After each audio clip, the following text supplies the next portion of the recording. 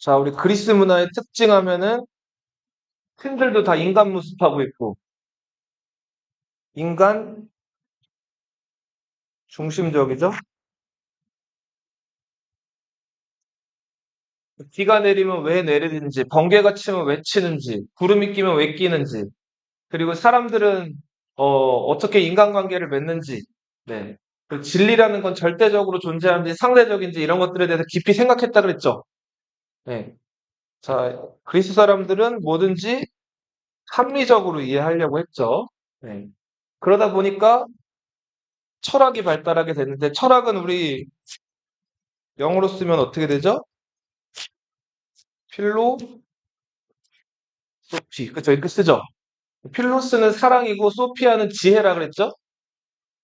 그리스어로 하면은, 지혜를 사랑한다, 이런 뜻이죠. 우리 먼저, 그리스 사람들은 어디에 더 관심이 많았어요? 인간관계에 관심이 많았어요? 처음 자연현상에 관심이 많았어요? 자연현상에 관심이 많았죠?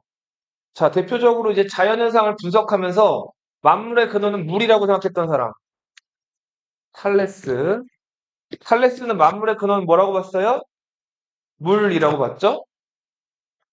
자, 데모크리토스는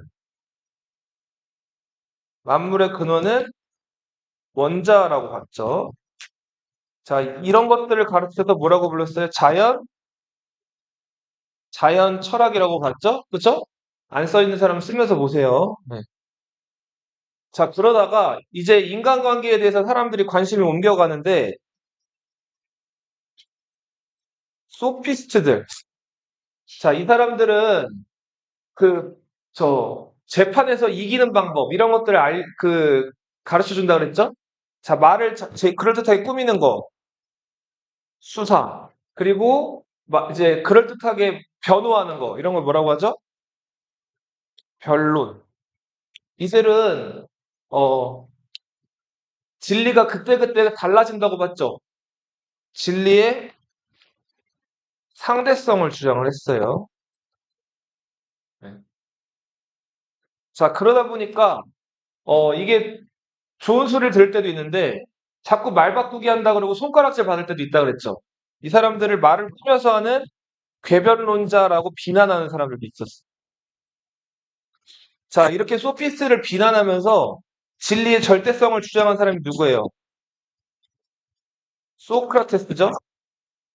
소크라테스는 진리에 이르는 방법으로, 네, 이제 대화, 이런 것들을 강조했고, 자, 그리고 엄마가 산파였다 그랬죠. 자, 그래서 아이를 낳게끔 제대로 이렇게 계속 얘기를 걸어주는 산파술 하면은 소크라테스를 떠올리시고, 탐단 논법이라고 해서 사람은 죽는다. 소크라테스는 사람이다. 그러므로 소크라테스는 죽는다. 이런 식으로 진리에 도달하는 어떤 그런 명제나 방법을 전달해 준 사람이 소크라테스이기도 하고, 자, 이 진리의 상대성을 비판하면서 시공간을 초월해서 절대적인 진리가 존재한다고 봤죠. 보편적인 진리, 이런 것들이 존재한다고 봤던 사람이 소크라테스다. 소크라테스는, 자, 그리스가 믿는 신들을 믿지 않고 그리스 청년들을 타락시켰다는 이유로 재판받아서 죽죠. 독당근을 먹고 죽잖아요. 자, 그래서 그 스승의 죽음을 슬퍼했던 사람이 누구예요? 플라톤은 세상 어디에도 없는 이데아, 그쵸? 동굴 밖에 떠 있는 그 밝은 태양. 자, 이데아를 강조하는 이데아론을 얘기했죠? 이상세계를 강조했고요. 자, 그리고 아리스토텔레스는, 자, 플라톤이 조금 더 엄격하고 이렇게 좀 이상세계를 더 지향해서 아테네 밖에다가 멀리 떨어진 이상 공간에다가 아카데미라는 학교를 만들었다면 아리스토텔레스는 좀 어땠어요? 플라톤처럼 좀 외골수는 아니었죠. 조금 반대편 소피스트 얘기들도 좀 받아들이고 어떻게든 현실 문제를 해결할 만한 그런 현실에 더 관심이 많았던 사람이에요. 그래서 아리스토텔레스는 현실에 더 관심이 많았고요. 네. 자, 그리고 덕을 중요시한다고 그랬죠? 미덕. 네. 덕론 하면 아리스토텔레스. 자, 그리고 아리스토텔레스의 학교는 플라톤처럼 저렇게 아테네 외곽에 있는 것이 아니라 아테네 한 가운데 있었죠. 리케이온이라고 불리는 곳이었죠. 아리스토텔레스의 또 유명한 제자가 누구예요? 알렉산드로스 대왕이죠, 그죠? 네. 자, 문학에 있어서는 서사시가 처음에 유명했죠. 누구의 서사시 하면 대표적으로 호메로스가 있죠? 자, 호메로스는 트로이 전쟁 이야기를 소설로 썼는, 서사시로 썼는데 이게 뭐죠? 일리아스. 자, 트로이 전쟁에 승리하고 나서 이제 자기 집 이타카로 돌아가는 여정을 그린 오디세이아. 자, 그리고 그리스에서는 드라마라는 게 처음으로 등장을 하죠? 기억나죠? 자, 처음에 그 서사시에서 서정시, 그리고 합창서정시로 발전한다 그랬죠. 여기 이제 배우가 나와서 연기를 하는 드라마라는 게 등장을 하는데 그 드라마는 슬픈 것, 기쁜 거로 나뉘었죠. 슬픈 게 비극. 비극이 먼저 상영됐다 그랬죠? 뭐, 아이스킬로스, 소포클레스, 에우리피데스.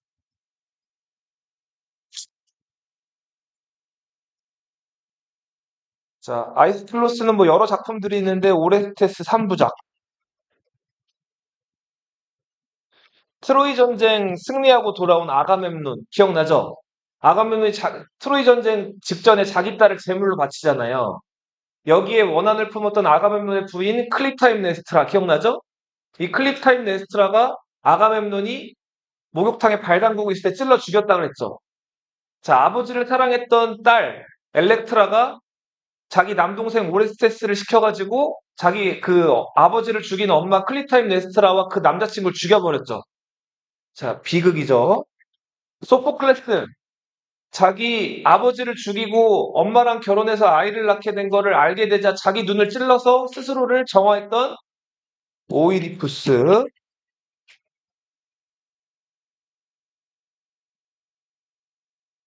자, 에우리피데스는 또 어떤 작품들이 있었죠? 여러 작품들이 있었는데 요거 하나만 기억해 주세요. 메데이아, 히폴리토스 이런 작품들이 있는데 혹시 그리스 로마시나 만화책 본 사람들은 알 텐데 메데이아라고 하면은 희대의 악녀예요. 네.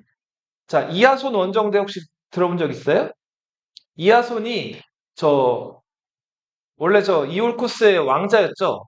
네. 근데 그 여기서 왕이 되려면은 자기 삼촌이 왕이 되잖아요. 자기 아버지를 몰아내고. 자, 그래서 아무튼 그 왕이 되려면은 황금 양가죽, 저 코르키스에 있는 황금 양가죽을 가져오면 된다 그래가지고 저 바다 건너 그죠? 이하손 원정대를 뿌리죠.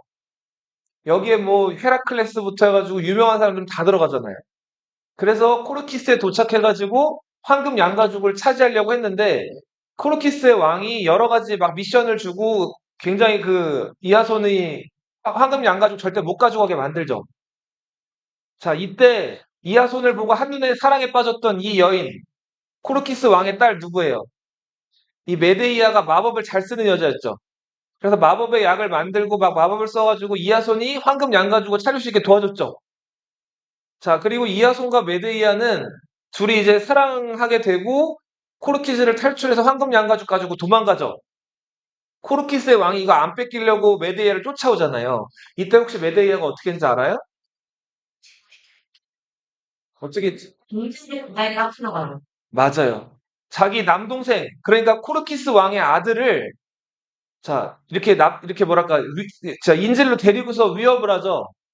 자, 그리고 이거 아마 어린이판에서는 이게 제대로 안 나왔을 텐데, 어떻게 했을 것 같아요? 맞아요. 자, 자기 남동생을 일단 죽여요. 죽인 다음에 어떻게 할까요? 자, 그렇게 끝나면은 어떻게 보면은 뭐 그것도 아주 끔찍한 엔딩인데 실제 그리스 로마신을 보면은 죽은 남동생 시체를 한 토막씩 잘라요. 그리고 자기 아버지 함대가 쫓아올 때마다 하나씩 뿌리는 거예요. 자, 그 희대의 악녀가 메데이아죠. 자, 이들이 바다 건너서 이제 황금 양가죽 가지고 코린토스라는 곳으로 돌아오죠.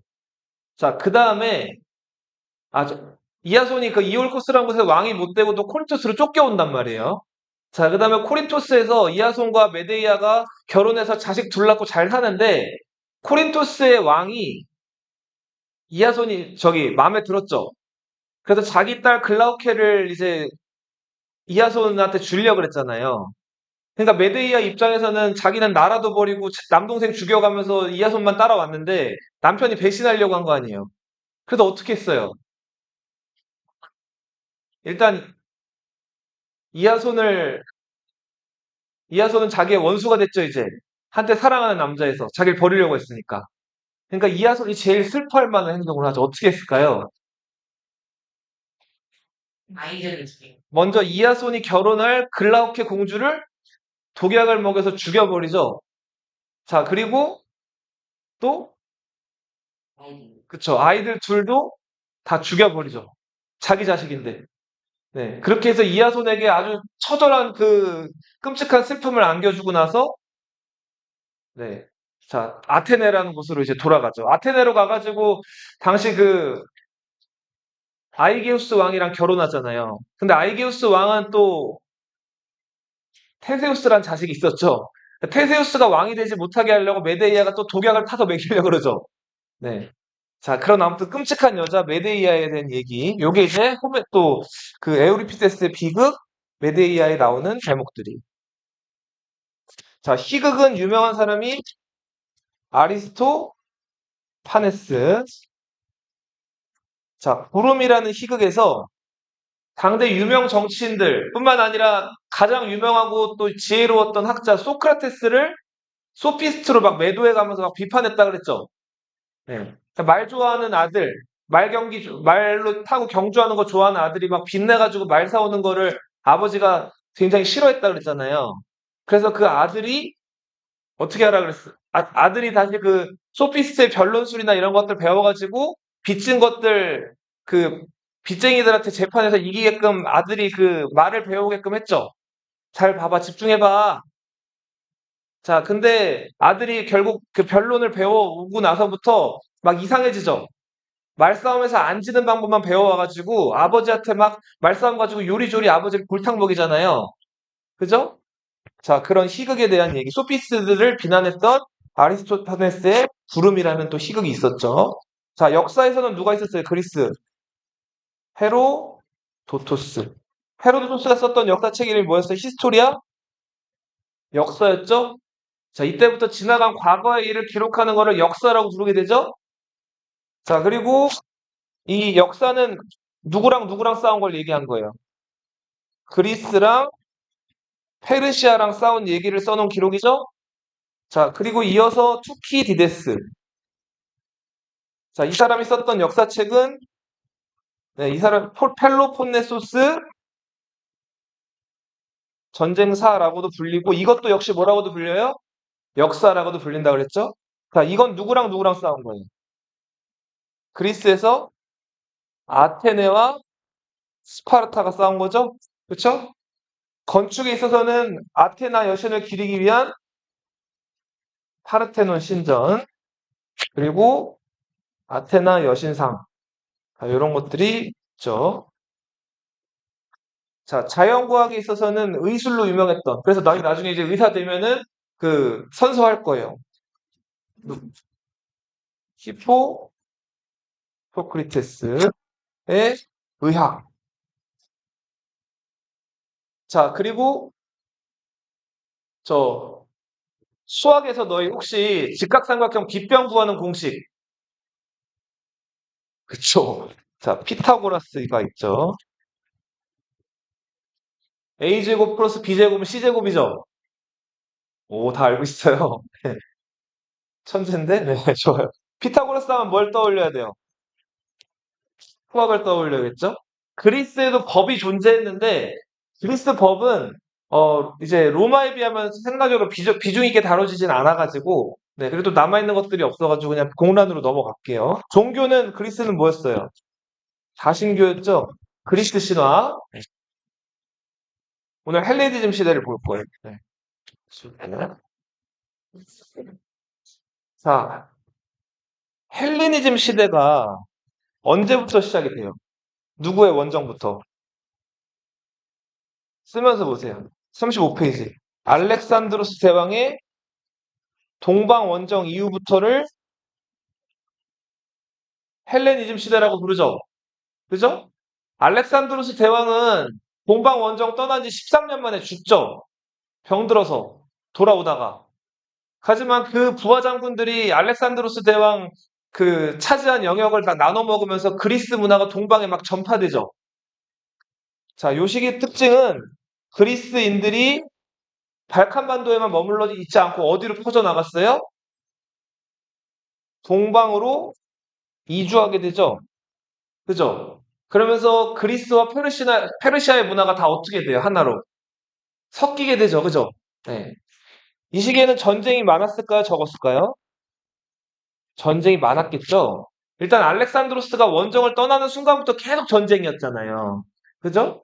그라니쿠스 강전투, 이수스 전투, 가우가멜라 전투 계속 전투하고 그 죽은 다음에도 부하들끼리 깎아먹기를 했단 말이에요. 자, 그런 시기가 이 헬레니즘 시대였다. 자, 이 헬레니즘 시대의 좀 특징은 일단 개인주의와 세계시민주의 이렇게 보통 일컫는데 자, 그러면은 개인주의 전에는 그리스는 어떤 생활을 했냐면 자, 우리 발칸반도에 여러 개의 폴리스가 있었다 그랬죠. 아까 선생님이 메데이아 얘기할 때만 해도 뭐 여러 개의 폴리스 얘기했죠. 아테네, 스파르타, 코린토스 뭐 그런 여러 뭐 올림포스 여러 그 폴리스들이 있었단 말이에요. 보통은 그 폴리스에서 태어나면 그 폴리스 구성원으로서 죽을 때까지 사는 거예요. 그 폴리스의 이익을 위해서. 어. 자, 그리고 더 나아가서는 자기들이 공통적으로 그리스 세계에 있다는 거는 다 인정을 하면서 그 올림피아 제전에 참여하기도 하고 그리스의 여러 신들을 믿었단 말이에요. 네. 그렇게 폴리스 안에서만 살던 됐던 시기인데 자, 이 시기에는 헬레니즘 시기에는 이제 동방으로 원정을 나가면서 이제 그리스 사람들이 많이 동쪽으로 이주를 하게 되죠. 그죠? 자, 그리고 그리스 지역이 다른 사람들한테도 정복을 당하고 다시 이걸 되찾고 하는 과정에서 폴리스들이 다 해체돼 버려요. 과거에 아테네 사람, 스파르타 사람 하던 그런 것들이 이제 다 사라지게 된단 말이에요. 네. 자, 그리고 전쟁이 하도 많아가지고 언제 죽을지 몰라요. 네. 전쟁이 이제 많아지고 이제 언제 죽을지 모르고 가난해지고 이런 것들이 반복되니까 뭐 내가 아테네 구성원으로서 스파르타 구성원으로서 뭐 애국심을 다해서 이런 것들이 없어지고 점점 내가 어떻게 하면 죽지 않고 잘 살아갈 수 있을까?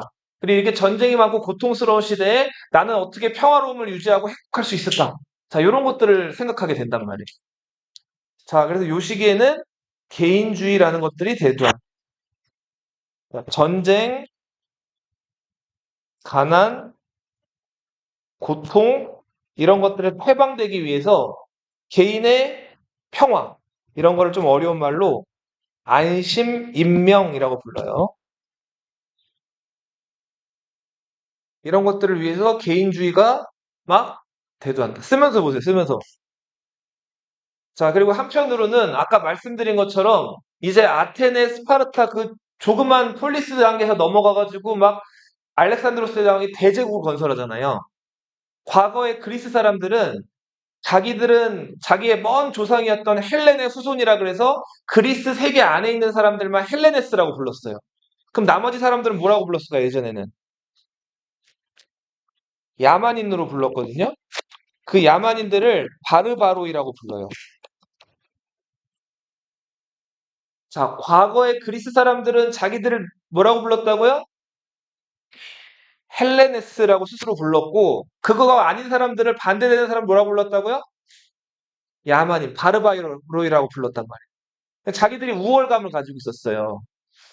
자, 근데 막상 동방 원정으로 나가가지고 큰 세상을 보고 알렉산드로스 대왕이 그리스인 동방인들 할 거 없이 막 이제 결혼도 시키고 이제 공통된 정책을 펼치다 보니까 폴리스를 넘어서 이제 우리는 하나의 큰 코스모폴리탄 대도시죠? 네. 자, 큰 세계의 어떤 시민이 하는 무슨 시민주의가 대두하게 됐다?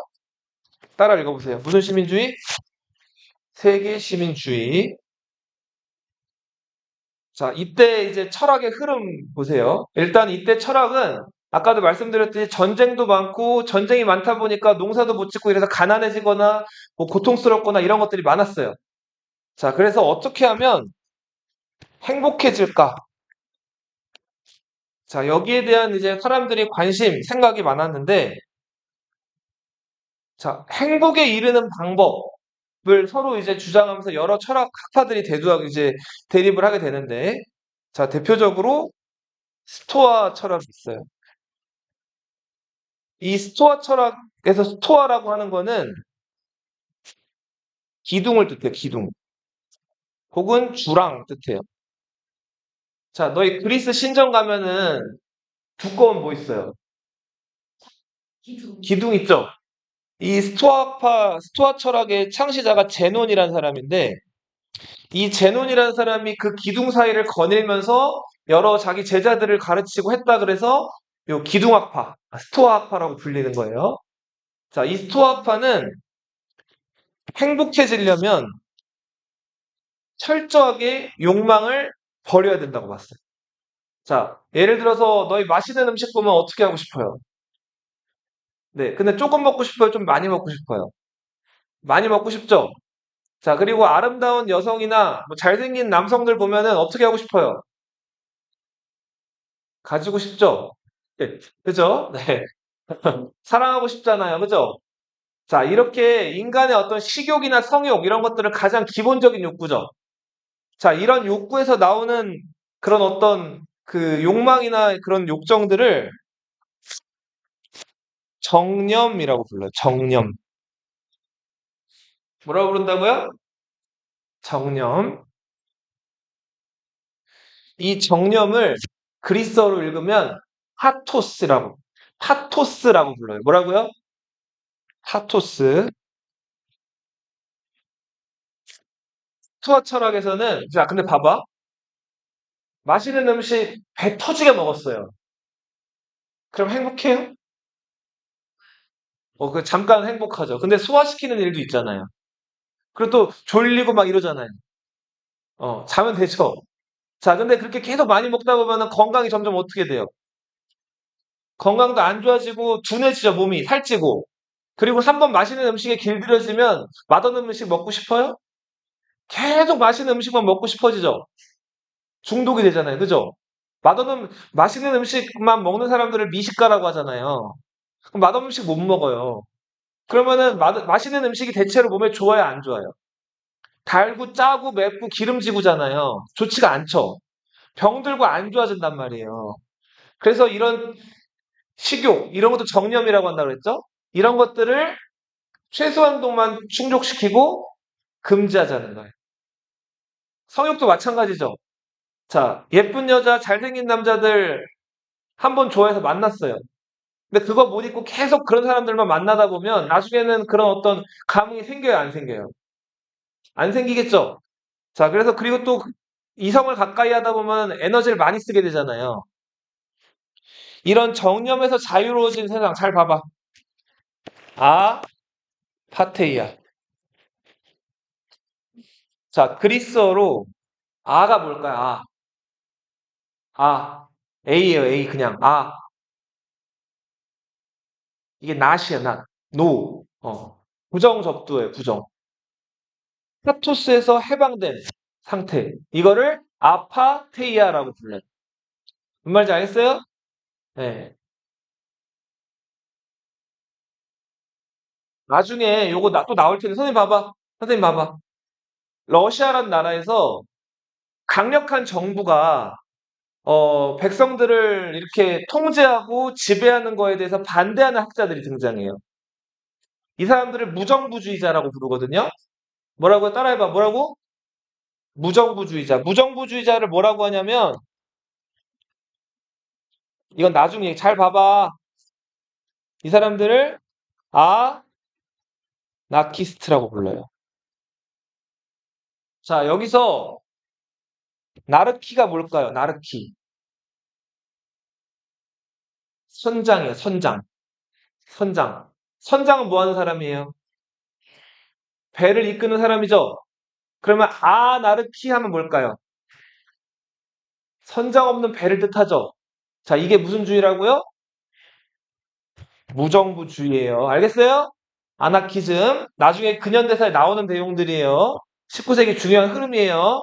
자, 근데 아무튼 우리 방금 얘기한 파토스, 정념으로부터 금욕을 통해서 자유로워진 이런 상태를 아파테이아라고 불렀다. 에피쿠로스는 사람 이름이에요. 자, 이 사람은 행복해지려면 쾌락을 추구해야 된다고 봤어요. 자, 우리 쾌락이라고 하면은 보통은 방금 얘기한 먹고 마시고 예쁜 사람들, 잘생긴 사람들 껴안는 걸 얘기하죠. 자, 그런데 이런 쾌락이 아니라 정신적 쾌락을 얘기했어요. 자, 먹을 거, 마실 거 이런 것들은 죽지 않을 정도로만 최소한도로 충족을 시키고, 네. 자, 이런 어떤, 네. 방금 얘기한 뭐, 도파민이 터질 만한 그런 행동들, 자, 그런 행동들에 너무 막 노출이 되거나 중독이 되면 그거 헤어나올 수가 없다 그랬죠? 선생님 봐봐. 그래서 이런 것들을 최소한도로 하는 거예요. 그러니까 절제를 통해서 이런 것들을 최소한도로 해가지고, 어, 욕구를 막 이렇게 최대한도로 충족시키려고 하면 아까도 얘기했듯이 더 병들고 안 좋아진다 그랬잖아요. 그 욕구를 최소한도로 충족시키면서 조금 먹고 그렇게 얇고 길게 가는 삶을 얘기했단 말이에요. 자, 그래서 에피쿠로스가 얘기한 쾌락은 정신적 쾌락이면서 적극적으로 뭘 막 하는 게 아니라 소극적인 쾌락을 얘기해요. 나중에 너희 중학교 때 도덕 시간에 나올 거예요. 알아두세요. 에피쿠로스, 스토아파. 자, 스토아파나 스토아 철학이나 에피쿠로스 철학이나 공통적인 건 뭐를 추구했다? 행복을 추구했어요. 하지만 방법은 조금 달랐어요. 스토아파들은 어떻게 얘기했어요? 철저하게 식욕, 성욕 같은 것들을 어떻게 하자? 억제하자. 금욕을 얘기했죠? 정념에서 자유로워진 형태, 파테이아. 네, 이렇게 얘기를 했고요. 에피쿠로스는 쾌락은 쾌락인데 육체적 쾌락이 아니라 정신적인 쾌락. 근데 정신적인 쾌락이라고 하는 거는 뭐를 뭐 이렇게 막 하자는 게 아니라 먹는 거, 마시는 거 이런 것들을 그렇죠. 하지 말다기보다는 최소한도로만 충족하자. 자, 그러면서 얻어지는 행복. 네, 이런 것들을 얘기했던 사람이 에피쿠로스고, 요것도 이 사람들이 지향했던 세계가 있어요. 이 사람은 타락시아. 타락해라는 말이 동요, 혼란을 뜻해요. 어지러운 거. 아까 아는 뭐라 그랬어요? 낫이라 그랬죠? 그러니까 동요나 혼란이 없는. 그러니까 식욕이나 성욕을 최소한도로 추구해가지고 동요나 혼란이 없는 그런 안정적인 상태. 이런 거를 에피크로스가 얘기했던 무슨 시야? 아, 타락시아. 네. 헬레니즘 시대 문학하면 알렉산드로스 대왕이 그 이집트에 만들었던 뭐가 있죠? 유명한 알렉산드리아의 도서관. 이 알렉산드리아의 도서관은 당시에 어마어마하게 컸는데 여기서 수많은 책들을 읽으면서 아주 지적인 그 인물로 성장한 유명한 여자가 있어요. 흑인으로도 알려져 있는 이 여자. 시저의 애인 클레오파트라죠. 자, 이거 아주 좋은 질문인데, 자, 클레오파트라 우리 다룬 영화들 보면은 다 백인으로 나오거든요. 자, 클레오파트라를 다룬 영화를 다 인기가 많았어요. 엄청 60년대, 70년대부터. 자, 근데 그 클레오파트라 나온 흥행시킨 영화들이 다 어느 나라 영화였을까요? 서양 중에서 미국 영화, 할리우드 영화였단 말이에요. 자, 미국인들은 완전히 백인을 좀 우월시하는 사회죠. 미국의 주류 사회는. 그러다 보니까 당연하게 클레오파트라를 항상 주인공을 누굴 썼을까요? 백인 배우를 썼다. 백인 배우 중에서도 당시에 제일 예쁘고 잘 나가는 배우들을 클레오파트라로 썼단 말이에요. 근데 이집트사 연구하시는 분들은 하나같이 얘기하는 게 클레오파트라는 뭐였을 거다? 그렇죠. 이집트 사람들 보면 얼굴 어때요? 까무잡잡하죠? 그죠? 완전히 새까만 흑인은 아니었을지라도 흑인이었을지 모른다라는 얘기들을 많이 해요. 자, 그 알렉산드리아에서 열심히 공부했던 여자 누구라고요? 클레오파트라. 그래서 당시 아주 정치적으로 유능하고 야망 있고 그리고 갈리아 전기를 썼을 정도로 아주 똑똑했던 시저의 나이 많은 그 노련한 시저한테 말상대로 안 꿀렸던 여자가 클레오파트라이기도 해요. 뭘 많이 읽었다?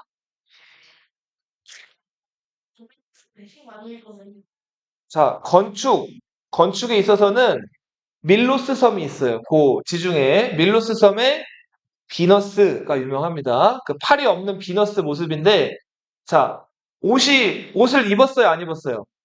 여기 하체만 가렸죠? 그래서 상체 가슴이나 이런 것들이 다 노출이 돼 있단 말이에요. 자, 그리고 이 라오콘이라는 사람은 트로이 전쟁 때 트로이 목마가 트로이를 멸망시킬 거를 예언했던 트로이 신관이죠. 이 사람 포세이돈 저주를 받아가지고 자기 아들이랑 어떻게 됐어요? 뱀에 찍힌 감겨서 죽죠. 그 라오콘이 죽어가는 모습을 사실적으로 조각한 조각상이 라오콘 분상입니다. 자, 여기서 알 수 있는 거 신체를 다 어떻게 했어요? 이거 니거 아니야? 궁금하지 않았어. 자, 신체를 어떻게 했어요? 다 적나라하게 드러냈죠. 자, 이런 거 이렇게 야한 거를 뭐라고 부르냐면 관능적이다 이렇게 불러요. 쓰면서 봐, 쓰면서 뭐라고 부른다고요? 관능적. 그리스어로는 이 사람을 에우클레이데스라고 불러요. 근데 우리 영어로는 뭐라고 부르죠? 유클리드. 너희 삼각형, 사각형. 자, 이런 거 기하라고 부르죠. 자, 이 기하에 대한 어떤 이론이나 이런 체계를 만든 사람이 영어로는 누구예요? 유클리드. 너희 다 배우고 있죠? 지금 수학 시간에. 자, 그리고 목욕탕에 들어갔다가 물이 넘치는 걸 보고, 자, 그 유레카라고 외쳤던, 그죠? 그 떠오르는 힘, 이거 뭐라고 부르죠? 부력이라고 부르죠? 이 부력의 원리를 발견한 아르히메데스. 자, 그리고 이 사람은 굉장히 앞서갔던 사람이에요. 월식이나 일식 이런 거 천문 현상들을 일찍이 관찰을 하고, 은하계가 태양을 중심으로 이루어져 있고, 지구가 태양 주위를 돈다고 가장 도발적이고 현실적인 얘기를 했던 사람이 아리스타르코스예요. 자, 이 사람을 뭐의 이제 시초라고 봐요? 지구가 태양을 도는 거? 지동설. 예. 자, 근데 이제 앞으로 나올 중세 시대나 그리고 코페르니쿠스라는 사람 들어봤어요? 들어봤어요? 지구가 태양 주변을 도는 게 지동설이죠. 코페르니쿠스가 지동설을 입증하기 전까지 1000년 동안 서양에서는 지구가 태양을 도는 게 아니라 태양이 지구를 돈다고 믿었죠. 그걸 얘기한 사람이 이제 프톨레마이오스라는 사람인데, 그 프톨레마이오스 이전에 아리스토타르코스라는 사람이 먼저 지동설을 얘기했다. 하지만 이 주장이 받아들여지지를 않았어요. 자, 헬레니즘 시대 알렉산드로스 대왕도 자기 제우스의 아들이라 그랬죠. 여전히 이 사람들은 뭘 믿었다? 그리스 신화를 믿었다. 다신교를 믿었죠. 자, 로마로 가보세요. 로마 문화 중요하죠. 로마 사람들은 선생님 지나가다가 로마 사람들 특징에 대해서 잠깐씩 얘기를 해줬는데 뭐 잘한다 그랬죠? 어, 베끼는 걸 잘한다 그랬어요. 로마 사람들은 역사도 베끼고 신화도 베끼고 그리고 필요한 게 있으면은 어떻게 한다 그랬어요? 상대 적의 것들도 다 베낀다 그랬죠? 그죠? 육군만 강하고 해군이 약했는데 카르타고 해군도 다 베꼈다 그랬잖아요. 베껴가지고 완전히 자기 거로 만들어서 상대를 다 무너뜨렸다 그랬죠? 그런 나라가 로마예요. 로마 문화의 특징을 한 글자로도 요약을 하자면 실용적이라는 거예요. 로마는 자존심 부려서 자기들이 우월하다는 생각보다는 적의 것이라도 마음에 들거나 이게 좋다 싶으면 어떻게 했다고요? 베껴요. 네. 자, 로마 문화의 특징 어떻다고요? 실용적인 거예요. 자, 그 실용적인 문화의 대표적인 거. 자, 두 가지가 있어요. 자, 먼저 법률이에요, 법률. 자, 로마 사람들은 원래 조그맣게 자기네 그 떼베레강 주변에 자기네 그 도시국가만 다스리다가 점점 주변 지역을 정복하면서 영토가 넓어지죠. 자, 넓어진 영토를 효과적으로 잘 다스리려면 이럴 땐 이렇게 저럴 땐 저렇게 귀에 달면 귀걸이, 코에 달면 코걸이 식으로 돼야 안 돼요. 안 되겠죠? 자, 이걸 지키면 합법이고 어기면 위법이 되게끔 딱딱 법을 정해야지 효과적으로 통치할 수 있죠. 자, 로마는 제국을 넓혀가는 과정에서 이 법을 체계화시키고 여러 가지 법을 만들어서 잘 운영했던 나라가 어느 나라다? 로마다. 세금 거두는 것도 마찬가지고요. 자, 그리고 자, 이 땅 위에다가 여러 사람들이 머물 수 있는 건축물이라든지 강을 건널 수 있는 다리라든지 실용적인 건축물, 방어, 성 이런 것들을 잘 지었던 나라가 로마이기도 해요. 뭐 토목이나 건축 요건 같은 의미겠죠. 네. 건축의 로마, 법률의 로마 이 두 가지는 꼭 알아두세요. 로마 사람들은 뚝딱뚝딱. 선생님 봐봐. 로마 군인들은 전투병이기도 하면서 한편으로는 다리를 건설하고 그렇죠. 맞아요. 집도 건설하고 하는 건축가, 아키텍처이기도 했었다. 네. 공병이기도 했던 거예요. 자, 로마 사회에서는 여전히 헬레니즘 시대 때 그 금욕, 절제 이런 것들을 얘기했던 스토아 철학이 유행하기도 해요. 하지만 자, 로마 사람들은 기본적으로 철학에 대해서 크게 관심이 없어요. 선생님 봐봐. 철학이라고 하는 게 기본적으로 뭐라 그랬어요? 뭘 사랑하는 거라고 했어요? 진리나 지혜 이런 것들을 사랑하는 게 철학이라 그랬죠. 철학은 기본적으로 사람 머리 그 브레인스토밍이죠. 머릿속에서 일어나는 어떤 그런 생각이고 사고고 행동이잖아요. 그죠? 자, 근데 로마 사람들은 이런 거에 관심이 별로 없어요. 그럼 오로지 뭐에 관심이 있어요? 칼 들고 나가요. 그 다음 저기 있으면 어떻게 해요? 죽여요. 그 다음 어떻게 해요? 걔네 음식이나 무기나 이런 것들 뺏어요. 자, 그 다음에 거기 사람들 우르르 가가지고 살아야 될 거 아니에요. 그러니까 자, 집을 짓는 거예요. 자, 그리고 사람들이 여기 좋은 땅이니까 모여 살다 보니까 농사 지어요. 자, 근데 사람들이 점점 모이다 보니까, 봐봐. 모이다 보니까, 그쵸. 물이 필요하죠. 그러니까 먼 곳에서 물을 끌어와야겠죠. 이곳으로. 자, 그래서 물이 통과하는 다리, 뭐 수도교 이런 것들을 만든단 말이에요. 그러면 그때그때 필요에 따라서 건축물을 짓고, 저기 있다 그러면 쳐들어가서 죽이고, 근데 싸우다 보니까 저기 세. 졌어요. 그럼 왜 졌지? 분석을 하는 거예요. 자, 근데 쟤네가 보니까 이렇게 진을 잘 짜는 거예요. 자, 그래서 우리도 그러면 진을 짜가지고 쟤네들을 대항해보자. 그렇게 해서 방진 이런 것들을 짜가지고 저한테 덤비는 거예요. 자, 이런 식으로 로마 사람들은 철학에는 크게 관심이 없었다. 근데 옆에 나라 그리스를 쳐들어가서 나중에 정복을 해보니까 얘네가 막 소크라테스부터 해가지고 그리스 로마 신화 해가지고 굉장히 다양한 그리고 뭐 연극, 뭐 희극, 비극 이런 것들을 공연하면서 문화적으로 굉장히 우월한 삶을 살고 있는 거예요. 그리고 그리스 사람들을 정복을 해보니까 그리스 사람들이 로마 사람들을 은근히 깔봐요. 무시하고. 지배당한 주제에. 자, 그러니까 속으로 어땠을까요? 로마 사람들은. 짜증나겠죠? 자, 그러면서 로마 사람들 잘하는 거 뭐라 그랬어요? 베끼는 거 그랬죠? 자, 그리스 문화가 괜찮은 것 같으니까 그리스 신들을 조금씩 어떻게 하는 거예요? 따오는 거예요. 그 다음에 이름도 지네 라틴어로 바꿔요. 자, 그렇게 해서 자기네 신화처럼 그대로 포장을 해가지고 입혀놓은 거예요. 그래서 그리스 무슨 신화예요? 로마 신화예요.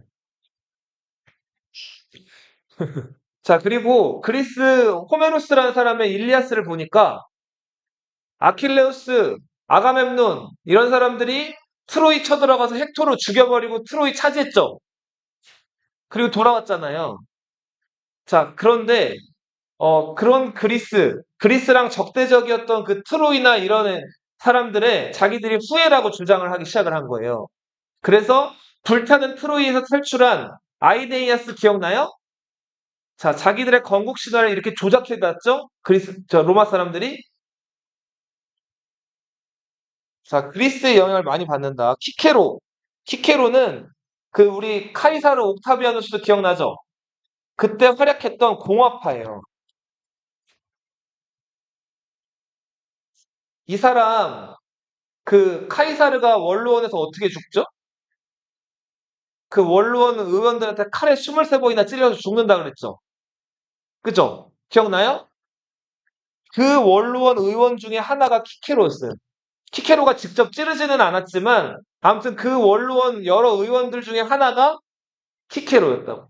키케로는 유명한 철학자이자 작가이자 유명한 또 그 학자이기도 했어요.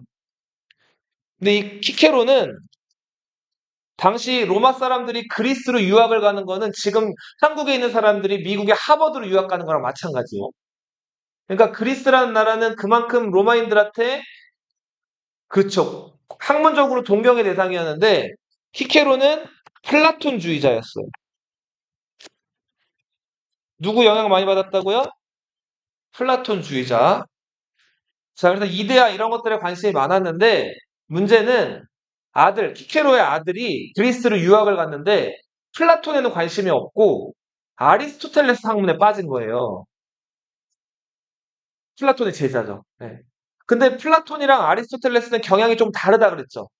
플라톤은 이데아, 아리스토텔레스는 현실주의라 그랬죠. 자, 그러다 보니까 키케로 입장에서는 아들이 답답한 거예요. 왜 플라톤 가서 공부하라고 그랬더니 아리스토텔레스에 빠져가지고 그래서 그 아들한테 자, 플라톤에 대해서 자세하게 설명하면서 플라톤주의에 대해서 잘 설명해 놓은 책이 의무론이란 책이에요. 유명한 책이에요, 아주. 자, 키케로의 명저. 자기 아들에게 플라톤을 열심히 공부해라 라고 당부해서 보내는 책이 뭐라고요? 의무론입니다. 키케로. 이 사람 나중에 공화주의자라 그랬죠? 근데 카이사르 다음에 집권한 사람이 누구예요? 2차 대전의 승리자. 옥, 옥타비아누스한테 제거가 돼요. 자, 그리고 옥타비아누스는 자기가 황제에 오른 다음에 어떻게든 로마 건국의 정당성 이런 것들을 선포하기 위해서 학자를 하나 불렀다 그랬죠? 그 다음 이 사람한테 트로이에서 탈출한 그 트로이의 왕족 맞아. 그 왕족이 아이네이드죠? 네.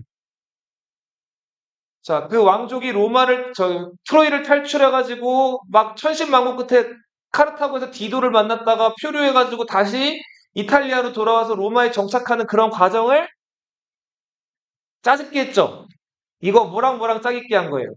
일리아스랑 오디세이아를 교묘히 짜깁기 한 거죠. 자, 그렇게 해서 만들어낸 베르길리우스의 뭐다? 아이네이드. 로마 건국의 시조. 아이네이아스의 이야기를 그린 아이네이드. 자, 리비우스는 카이사르와 옥타비아누스 그 넘어가던 시기에 활약하던 사람인데 이 사람이 썼던 유명한 책이 로마사예요. 142권으로 구성되어 있는데 이게 지금 전해지는 거는 1에서 10권, 20일에서 45권 정도만 남아 있어요.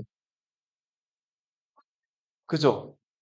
근데 이 당시에 한 권은 지금의 한 권이 아니라 이 당시 한 권은 한 65페이지 정도 분량이 된다 그래요. 네. 그래서 142권 다 한다고 해도 이게 권수로 치면은 만약에 한 권에 500페이지 보통 하잖아요, 책이.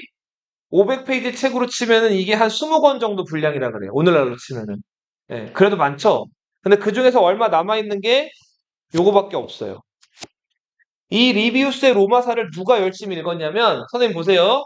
르네상스 시기에 군주가 살아가야 될 방향. 군주는 성경책에 나온 것처럼 착하기만 해서는 안 되고, 때로는 거짓말도 할 수 있어야 되고, 마치 양을 잡아먹기 위해서 양의 탈을 쓴 이리가 되기도 해야 된다고 주장했던 사람. 혹시 들어봤나? 마키아벨리라는 사람 들어봤어요? 이 마키아벨리가 당시 분열돼 있던 이탈리아에서 어떻게 하면 군주가 살아남을지에 대해서 쓴 명저가 있어요. 유명한 책이. 자, 이 책이 마키아벨리의 군주론이라는 책이에요. 자, 기업 운영하시는 사장님들, 회장님들 제일 좋아하는 책이에요. 사람 많이 쓰기 때문에. 마키아벨리가 어렸을 때 집이 가난했어요. 근데 가난한 집이었는데 마키아벨리 아버지가 시장에서 리비우스 로마사를 사온 거예요. 그 가난한 형편에. 그래서 마키아벨리가 이 로마사가 닳고 닳아 없어질 때까지 이 책을 계속 읽어요. 자, 그래서 그 책을 가지고 책에 있는 지식을 바탕으로 쓴 그 유명한 책이 뭐다? 마키아벨리의 군주론이다. 자, 그리고 우리 알고 있는 시저, 카이사르는 프랑스 지역으로 원정가죠. 자, 여기서 살고 있던 켈트족들. 자, 당시에는 프랑스라고 안 불리고 뭐라고 불렸어요? 갈리아라고 불렸죠? 자, 프랑스, 지금의 프랑스 갈리아 지역을 정복한 다음에, 네.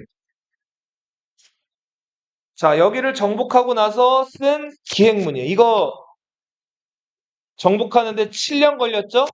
네. 베르긴 게토릭스라고 하는 켈트족의 영웅을 이제 결국은 잡아서 로마로 돌려보냈고 여기서 카이사르가 아주 큰 인기를 얻게 되죠. 자, 그 다음에 카이사르는 원로원의 견제를 받게 되는데 군대를 놓고 루비콘강을 건너라 그랬는데 카이사르가 어떻게 했어요? 군대를 데리고 루비콘강을 건넜죠. 그러면서 무슨 말 남겼어요? 뭐는 던져줬다? 그때 로마에 있던 폼페이우스는 어떻게 했어? 어디로 도망갔어요? 그리스로 도망갔죠. 자, 이거를 카이사르가 어떻게 해요? 안토니우스랑 같이 쫓아가죠. 자, 그리고는 숫자도 적었지만 폼페이우스의 군대를 멋진 용병수를 발휘해서 없애버리죠. 자, 폼페이우스는 이따 어디로 도망가요? 이집트로 도망가죠. 이집트로 도망가서 이집트 왕의 도움을 받을 줄 알았는데 이집트 왕이 폼페이우스를 어떻게 했어요? 머리를 잘라버렸죠. 자, 그리고는 카이사르한테 이걸 보여주죠. 카이사르는 이집트로 건너와서 폼페이우스 머리를 받은 다음 좋아했어요? 실망했어요? 실망했죠. 로마의 위대한 장군이 이집트 왕한테 이렇게 죽었다는 것 자체를 굉장히 싫어했고 폼페이우스 죽인 사람들 다 죽여버렸죠. 그리고 이때 카이사르는 누굴 만나요? 클레오파트라를 만나죠. 클레오파트라 어떻게 만나죠? 카이사르가? 오, 맞아요. 이불에 그 클레오파트라가 이렇게 둘둘 말아가지고 저 배 타고 왔다 그랬죠? 그래서 깜짝 하고 나타났다 그랬죠? 자, 클레오파트라의 요구는 지금 자기 그 남동생이랑 공동 왕에 올라가 있는데 그 남동생 쪽 세력이 훨씬 커가지고 클레오파트라가 숨어 있었단 말이에요. 자기를 남동생을 세력을 눌러주고 자기를 이집트 왕으로 만들어주면 이집트를 주겠다 그랬죠. 그래서 대담한 그 52세의 카이사르가 21살의 클레오파트라를 만나가지고 사랑에 빠지게 됐죠. 그리고 둘 사이에서 뭐가 태어나요? 아들이 태어나죠. 그 아들 이름이 뭐예요? 카이사리온이었죠. 자, 플루타르크의 유명한 영웅전이에요. 이 영웅전은 그리스와 로마의 영웅들을 비교해 놓은 책이에요. 자, 역사는 반복된다고 하죠. 너희 데칼코만이라는 얘기 들어봤어요? 데칼코만 해봤어요? 자, 한쪽에 물감 찍은 다음에 이렇게 접으면 어떻게 돼요? 똑같이 이렇게 찍혀 나오죠? 그죠? 자, 그리스에서 나라를 사랑하고 나라를 구했던 영웅. 자, 로마에서 나라를 사랑하고 나라를 구했던 영웅. 자, 두 영웅을 비교해가지고 써놓은 거예요. 그리스에서 나라를 팔아먹고 나라를 망친 알키비아데스. 기억나요? 소크라테스 제자? 그 잘생겼던 꽃미남 있었잖아요. 자, 반면에 로마에서도 한동안 로마 사람들한테 사랑을 받고 칭송받던 로마의 영웅 코리올리아누스라는 사람이 있었는데 그 코리올라누스가 결국은 자존심을 뭐 다치는 이런 일들이 발생해가지고 로마를 이웃 부족에 팔아넘긴단 말이에요. 한때는 그리스와 로마의 사랑을 받다가 나라를 팔아먹은 매국노들을 비교해놨어요. 자, 이런 비교해서 영웅들을 비교해놓은 책이 플루타르크의 뭐다? 영웅전이다. 처음이자 마지막으로 하나 자기들보다 문화적으로 열등하다고 생각했던 게르만족을 아주 면밀하게 어디 사는 것부터 이 사람들이 뭐 먹고 사는지까지 잘 분석해 놓은 책이에요. 자, 타키투스의 뭐다? 게르만족에 대해서 면밀하게 분석해 놓은 책이다. 자, 로마 사람들이 실용적인 거 좋아한다 그랬죠? 자, 로마 군대가 적의 군대를 잘 무찌르고 보급을 원활하게 하려면 뭘 깔아야 돼요? 길을 깔아야 되죠? 자, 로마인들의 건축, 대표적인 게 길이에요. 도로를 깔았어요. 자, 이 도로는 풀이 자라거나 뭐가 이렇게 자라버리면은 길이 엉망이 될 수 있죠. 자, 이 풀이 자라지 않게 땅을 깊숙이 판 다음에 자갈, 모래, 흙, 돌 여러 가지를 깔아가지고 아주 견고하고 완벽한 길을 만들었단 말이에요. 자, 로마 시대 만들었던 길, 지금으로 치면 몇 천 년 전 길이에요? 2000년도 더 된 길이죠? 나중에 너희 이탈리아 여행 가보면은 로마 시대 만든 길들이 그대로 보존돼 있어요. 지금도 그 길을 사람들이 밟고 다녀요. 자, 로마 하면 건축이에요. 그 중에서도 뭐가 유명하다? 도로. 당시 집정관이었던 아피우스 이름을 따가지고 유명한 길이 있어요. 무슨 가도? 아피아 가도예요. 봐봐, 선생님 봐봐. 자, 로마 사람들은 이제 모여 살면서 도시를 이루는데 도시에는 물이 필요하죠. 자, 먼 곳에 있는 강에서 이 로마로 물을 끌어와야 될 거 아니에요. 자, 그때 로마 사람들은 이제 다리를 건설한 다음에 자, 이 먼 곳에 있는 강물을 로마로 끌어들여 오는데 선생님 봐봐. 한 20km, 30km 저 멀리 떨어져 있는 강에서 도시로 물을 끌어오려면은 기울기가 커야 될까요? 아니면은 완만하고 작아야 될까요? 완만해야겠죠. 작아야겠죠. 기울기가 너무 커버리면은 물이 금방 이렇게 땅으로 꽂힐 거 아니에요. 그래서 굉장히 그 작은 기울기, 기울기의 그 정말 미세한 기울기를 잘 측정을 해가지고 멀리 있는 강에서 그 20km도 넘는 도시까지 물을 잘 운반할 수 있는 다리를 만들어요. 이 다리가 수도교예요. 그리고 로마 건축에서는 익히 찾아볼 수 있는 거. 자, 무너지지 않게끔 이렇게 하중을 다리를 만들었는데 이렇게 만들어버리면은 자, 무게가 일로 쏠려가지고 이게 잘 무너진단 말이에요. 그죠? 자, 이거 안 무너지게 하려면 어떻게 만들면 잘 안 무너질까요? 이렇게 둥글게 만드는 거예요. 자, 이걸 뭐라고 하죠?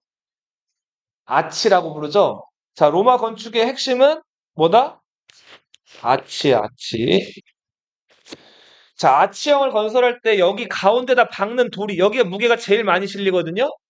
요 가운데다 박는 돌이 있어요. 이 가운데 박는 돌을 뭐라고 하냐면, 키스톤이라 그래요. 어, 뭐라고 한다? 키스톤. 네. 아치 가운데다 박는 돌을 뭐라고 한다고 제일 무게가 많이 쏠리는 돌을 키스톤이라고 합니다. 자, 그리고 요 콜로세움이라는 원형 경기장. 로마는 정복지에서 잡아온 사람들 노예로 만들어가지고 막 검투 경기 시켰다 그랬죠. 자, 이 콜로세움 만들었던 황제 기억나나? 베스 파시아누스. 유대인들 정복해서 유명해진 장군이죠? 자, 그리고, 자, 일반 시민들이, 불만을 제기하거나 이럴 때, 로마 정치인들은 그 시민들한테 뭘 줬을까요? 빵을 줘요, 빵. 자, 빵 받으면은 기분 좋아요, 나빠요? 좋죠? 그쵸? 그러면 정치에 좀 무관심해지겠죠? 그리고 불만 있는 사람들 콜로세움에서 막 검투 경기라든지 쇼라든지 이런 거 보여주면 어때요? 그거 재밌으니까 정치에 무관심해지죠? 너희가 야구 좋아하게 되면 정치에 무관심해지는 것처럼. 그죠? 자, 그래서 로마 사람들은 기본적으로 통치할 때 빵과 뭘 이용했다? 서커스라고 써야겠죠? 네. 서커스를 이용했다. 어디에서? 원형 경기장? 콜로세움에서. 자, 그리고 콘스탄티누스 대제가 막센티우스와의 전쟁에서 이겼죠? 기억나나? 혹시 저 다리에서 나사 빼가지고 막센티우스 빠져 죽었다 그랬죠? 그 전투에서 밀비우스 다리 전투인데 그 밀비우스 다리 전투에서 승리한 다음에 콘스탄티누스 대제가 로마 한복판에다 지은 전쟁에서 이기면 개선한다고 하잖아요. 개선문이 있어. 자, 그리고 또 유명한 판테온이 있죠. 판이라고 하는 거는 올이에요, 올. 모든, 전부를 뜻해요. 테온은 뭘까, 테온? 신이에요, 신. 로마에 존재하는 모든 신들을 모셔놓은 만신전이에요. 판테온이 뭐라고요? 여기서 많은 1만 만자를 쓰긴 하지만 숫자 1만이 아니라 여러 가지를 뜻하죠. 자, 이 판테온은 누가 지었냐면 옥타비아누스가 안토니우스를 이겼죠. 옥타비아누스가 안토니우스를 제압할 때 마지막 해전 악티움 해전 기억나요? 악티움 해전을 이끌었던 명장 아그리파가 지었어요. 판테온. 그래서 판테온 나중에 너희 그 로마 가면은 판테온 누가 지었는지를 그 라틴어로 써놨거든요. 거기 위에 아그리파 이름이 써 있다. 그리고 혹시 이것도 알아두실 게 판테온에 가면은 자, 우리 저 르네상스 들어봤어요? 르네상스 시기의 3대 화가 미켈란젤로 또 레오나르도 다빈치 또 하나 이 사람 원근법을 만들어낸 사람이에요. 라파엘로라고 들어봤어요? 이 라파엘로의 무덤이 판테온 안에 있어요. 나중에 여행 가면 꼭 보세요. 그리고 이탈리아가 오랫동안 분열돼 있다가 19세기 중반에 이탈리아가 통일이 되거든요. 그 이탈리아 통일됐을 때 처음에 이탈리아는 왕국이었어요. 지금 이탈리아 공화국이지만 그때 이탈리아 초대 왕국의 초대 왕이 비토리오 엠마누엘레 2세예요. 자, 이 사람의 무덤이 판테온 안에 있어요. 기본 상식이에요. 알아두세요. 로마 사 로마 사람들은 선생님 봐봐. 잘 봐봐. 다 왔어. 로마 사람들은 자, 이 멀리서 물을 끌어다가 로마로 와서 이렇게 쓰게끔 했다 그랬죠. 자, 그래서 기본적으로 목욕탕이나 이런 것들도 로마에는 아주 많았는데 로마 사람들은 그래서 위생적이었어요, 굉장히. 그래서 로마 사람들은 여러 사람들이 모이는 곳에 이제 물이 오게 해서 이걸 또 가열해서 목욕탕을 운영했단 말이에요. 그래서 로마 하면은 공중 목욕탕을 기억하시고, 자, 이 공중 목욕탕과 더불어서 당시로서는 획기적인 무슨 화장실이 있었다? 후레식 화장실이 있었어요. 자, 로마 화장실 얘기 들어본 적 있어요? 자, 화장실 가면은 어떻게 해요? 이제 용변을 보죠? 그죠? 그 용변 본 거, 저 중세시대 때는 다 어떻게 해요? 그죠? 어디 이렇게 쌓아놨다가 이렇게 걸음을 주거나 하는데, 로마 사람들은 이 용변 본 게 그 수도교 잘 만들었다 그랬죠? 자, 이렇게 물이 흘러가게 만들어가지고, 근데 이게 배출되게끔 만들어놨단 말이에요. 자, 그리고 여긴 좀 지저분한 얘기인데, 어떻게 닦았을까요? 자, 막대기가 하나 있었다 그래요. 자, 막대기. 이 막대기에다 뭘 끼웠을까요? 막대기 위에 솜을 끼워놨다 그래요. 자, 그 다음에 이걸로 이제 닦는 거예요.